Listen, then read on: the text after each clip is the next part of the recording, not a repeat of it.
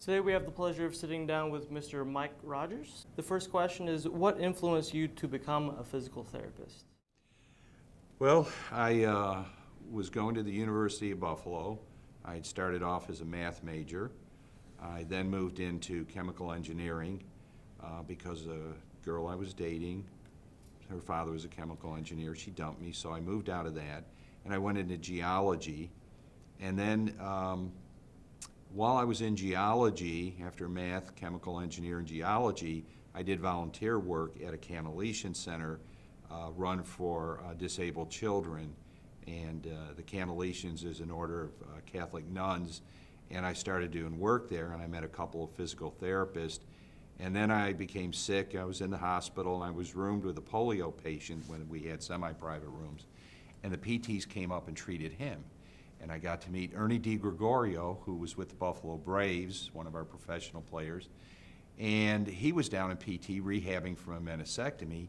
And I said, what is this profession? They treat, this was a chest physical therapy hospital, so they treat chest disorders. They treat a polio patient, a hip patient, a professional athlete. I said, this is kind of neat. I went back, changed my major, and became a PT, and that's my story. Next question, throughout your education, what guided you towards orthopedic manual therapy? In 1975, I was working at my first job, F.F. Thompson Hospital, under the direction of a great guy, Charlie Moyer. And while I was at F.F. Thompson Hospital, some gentleman from England came over, Dr. James Syriacs, and was doing courses at Strong Memorial Hospital in Rochester, and Charlie allowed me to take his series of courses. When I looked at what I was taught about back pain in PT school and what he was offering were totally different. It was astronomical, the difference, and I started getting results using his evaluations and many of his treatment techniques, a lot which I don't use anymore, but many of them I still do.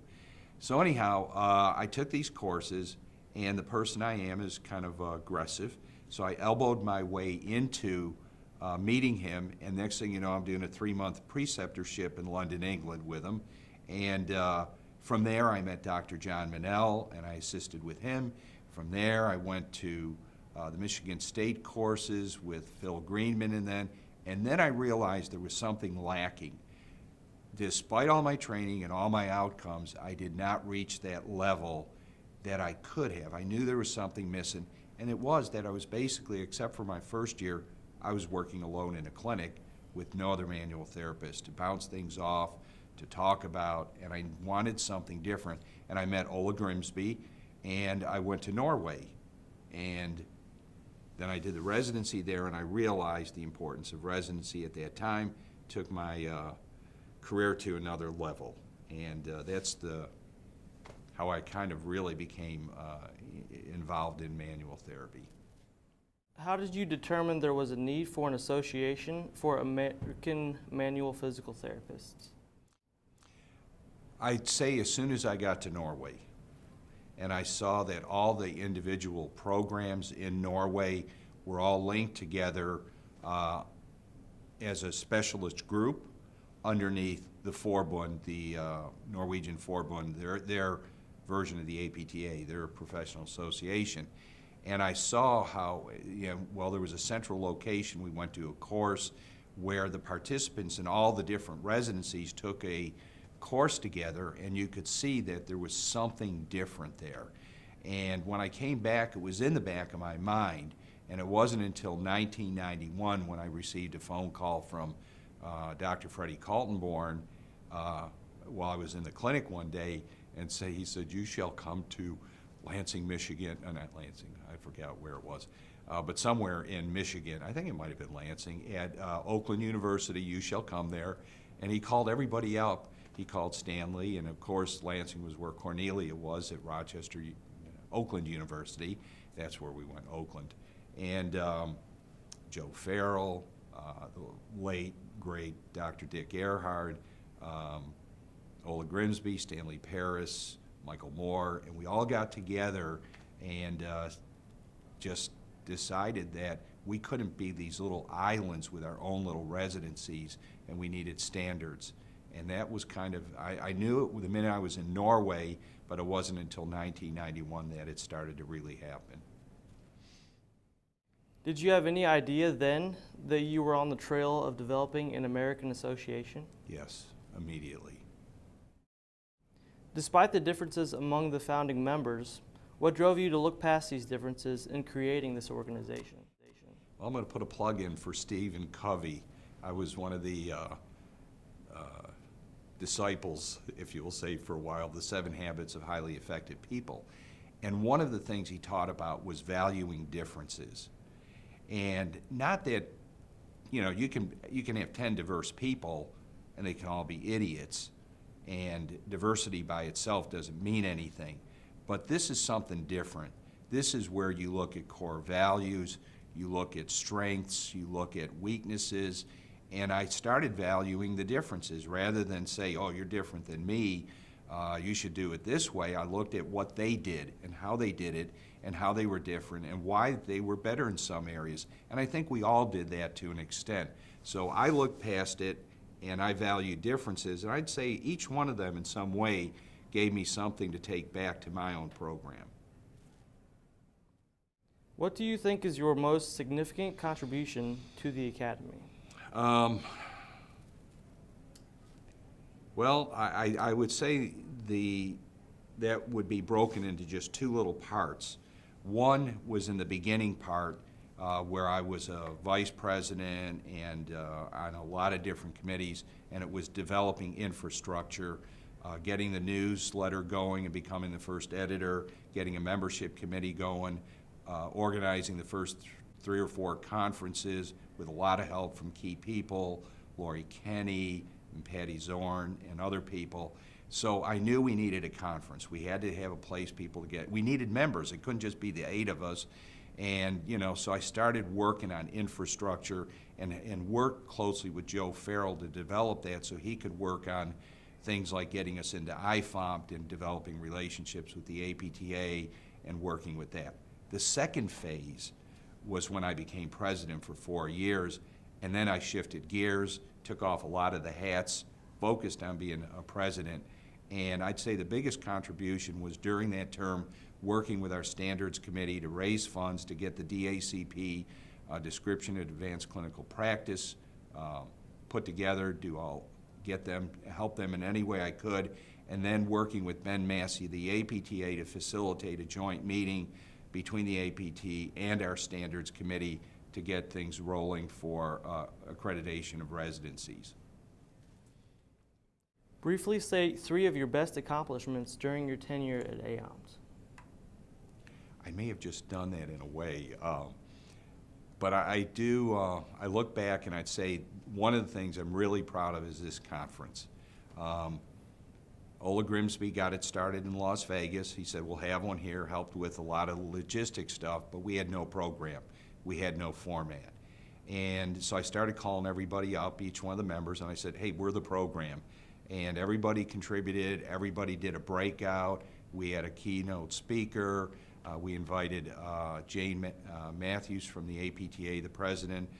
She may have been past president at the time, I'm not sure, or vice president, but she came in and gave a stirring speech to everybody that I'll never forget.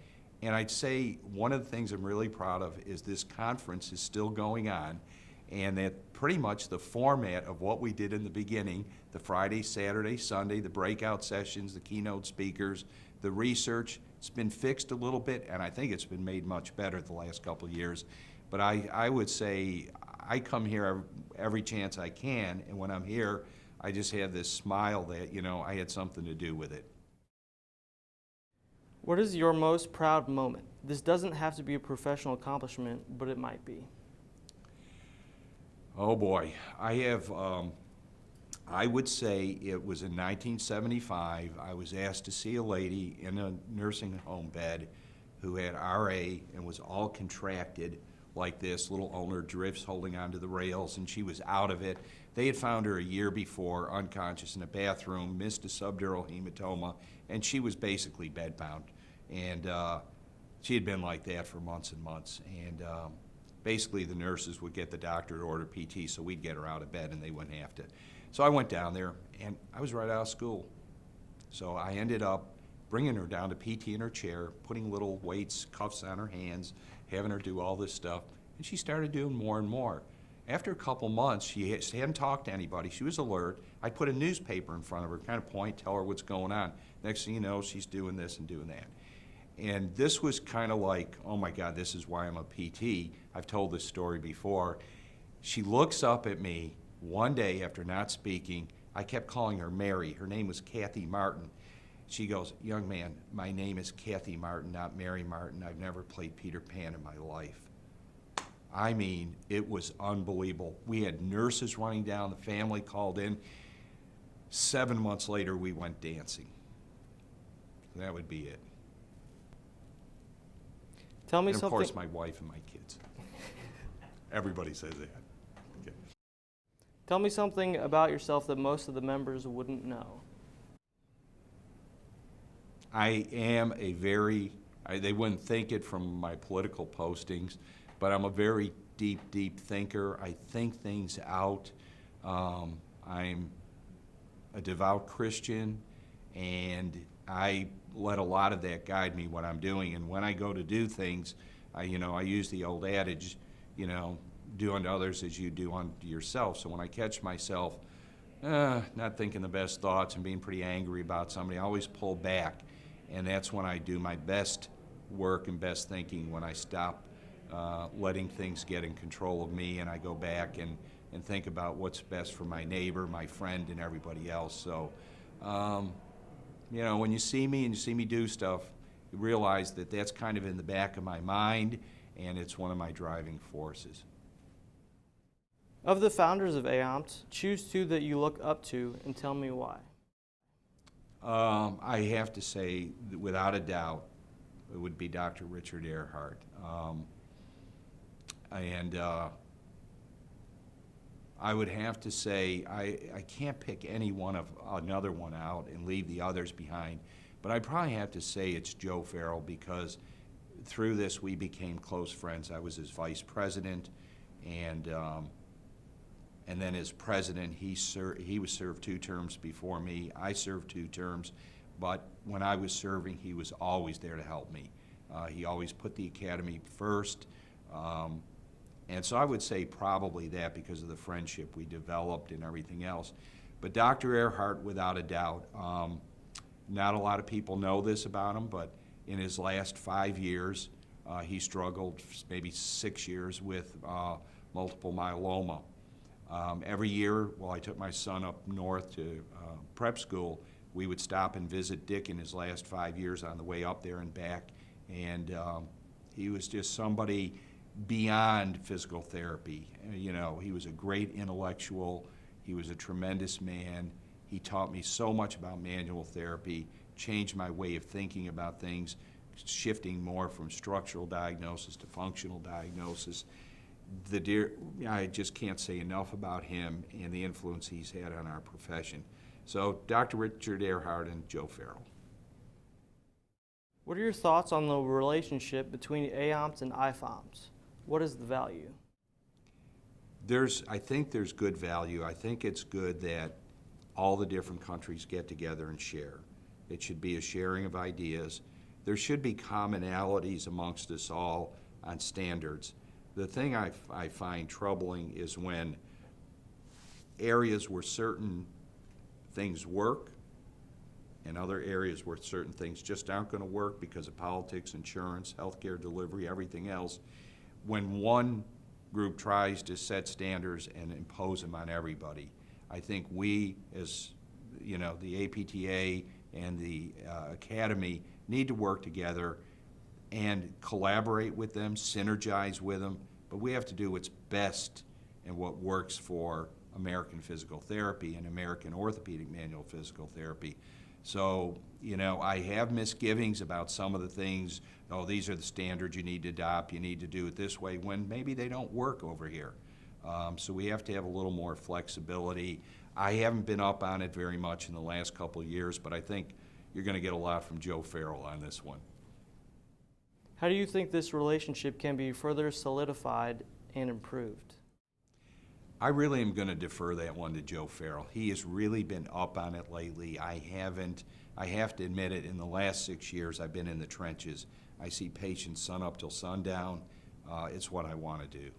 You know, Freddie Kaltenborn had an expression, and they've named an award after it. It's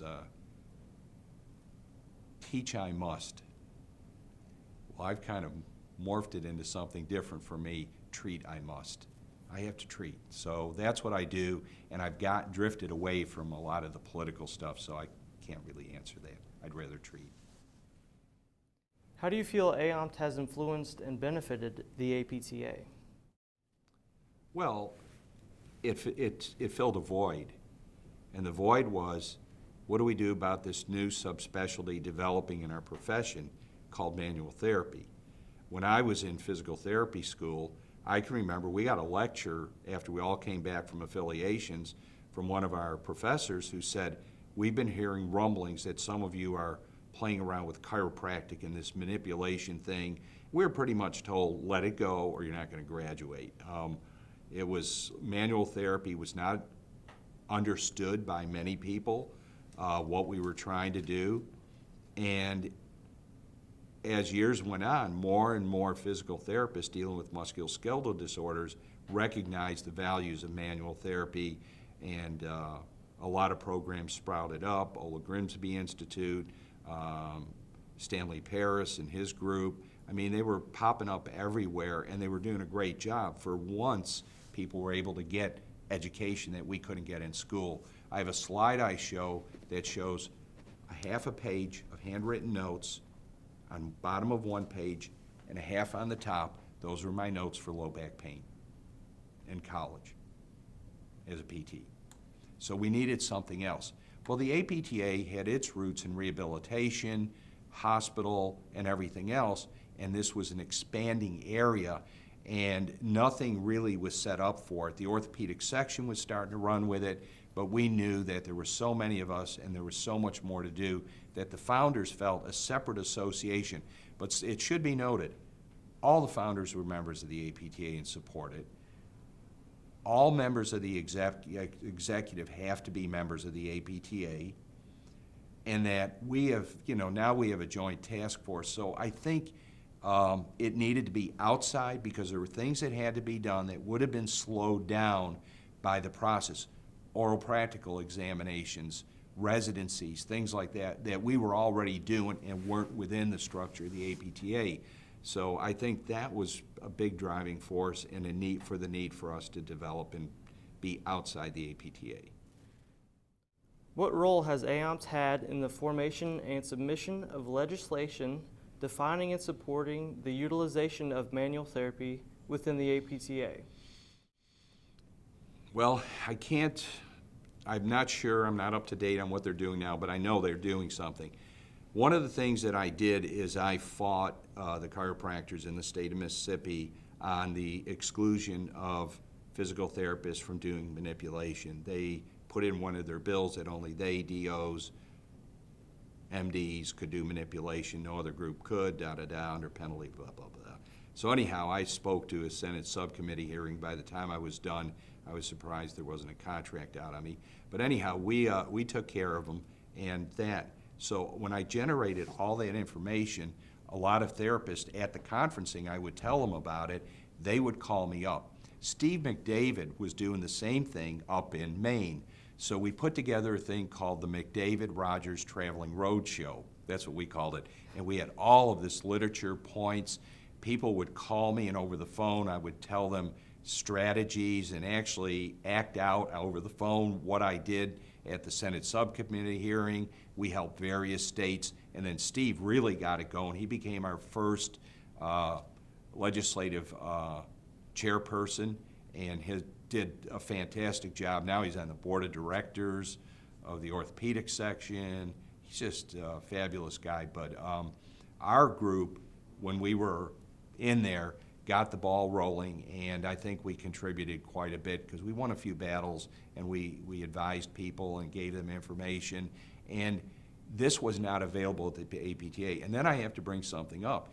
The APTA and the Academy met in Alexandria, Virginia. I think that's where the headquarters are. And we had a joint task force on manipulation and legislation and some kind of thing that went on. It's been a long time, 20-some years, but we really went quite into it. And they actually would call the Academy state chapters. When they would call APTA, they would give them Steve's number, my number, and said, ask them, they know how to do it. That was kind of fun. From your perspective, how has AOMS influenced our profession? I think if we go back on a lot of things I've already said, I think we've influenced it legislatively, educationally. We've influenced it by organizing and bringing together physical therapists with a common ground, which is the utilization of manual interventions within their practice. Now, I'd like to say this. I don't think we're pure manual therapists. I think what I like about this group is that they recognize the importance of education of the patient. We saw a lot of that this morning, the understanding of the psychosocial aspects of stuff. We look at exercise in a very specific way, and I think it's through the education, exercise, and the manual therapy that we do things and get it together. We're not just a manipulative group of therapists who get together and share joint popping techniques and things like that. That has its place, and you know, he that is good with a hammer tends to think everything is a nail. So there are other professions that you come in, you're going to get a lumbar roll, you're going to get your neck cranked, and that's your treatment. And with us, we don't do that. It's a very logical approach to everything. What do you look forward to the most at the AOMS conference every year? I'll meet my friends. Meeting the founding members, the ones that are able to make that one, but running into my residents that graduated from our residency program during its existence of over 20 years, that's a key thing for me, seeing all these therapists who've started, some of them have started their own residencies that have been recognized. Some of them have great practices and treat patients and get good outcomes, and they're good friends, and all the hugs, and then seeing, you know, all the people who helped me when I was president.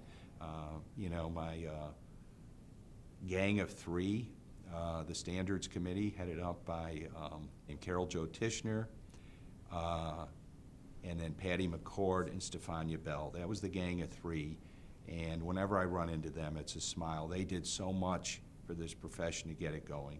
And then Patty Zorn, we worked together so many times to get the conferencing going, and she's the one who took the hat off my head and ran with it so I could be president, and it did a fabulous job.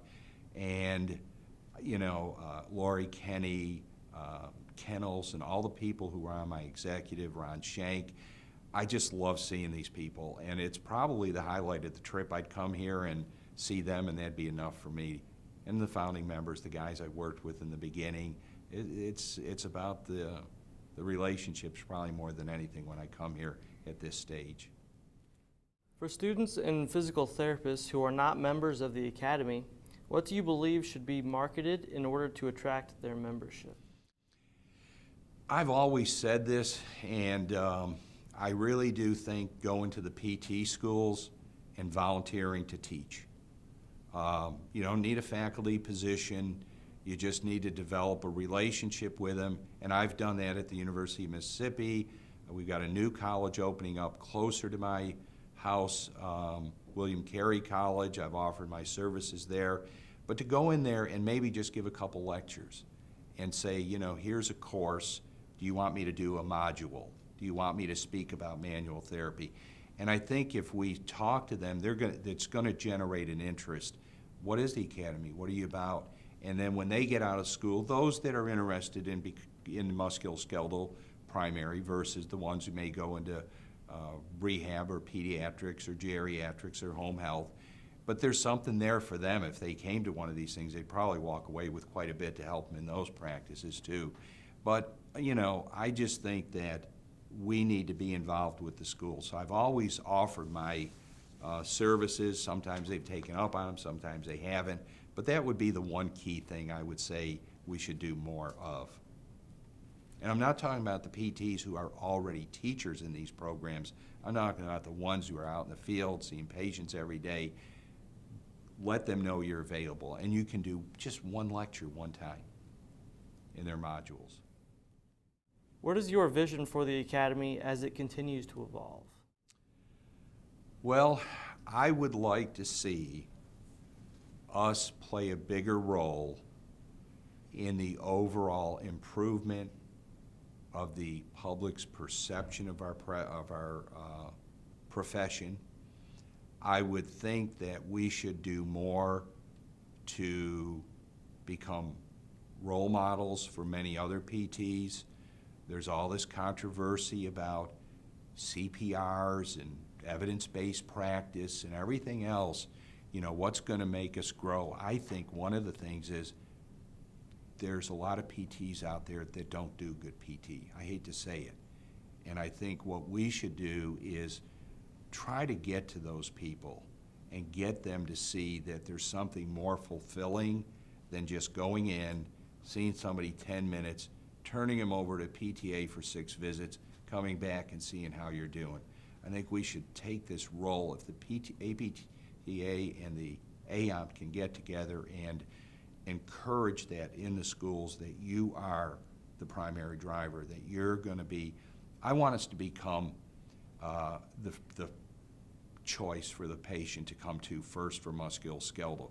I want the Academy. I think we played a big role in getting direct access, but if we can play even a bigger role in that and become the musculoskeletal gatekeepers, where people come to us first, the evidence is there that overall, you know, unless there's serious underlying pathology or severe trauma, that neck pain, back pain, you name it, they all do better if they come to us first. And so if we can become more caregivers and less delegators out there, I guess that's the way to put it, I would think that would be a good thing for us to work on, is getting people to be less of delegators. Our last question is, do you believe AOMT will survive another 25 years, and why? Yes, because I plan on practicing till I'm in my mid-90s, and I'd like to still be here for the next 25 years. Well, again, we can't thank you enough for taking the time to sit down with us and share. Thank you, we appreciate it. Well, thank you for asking me.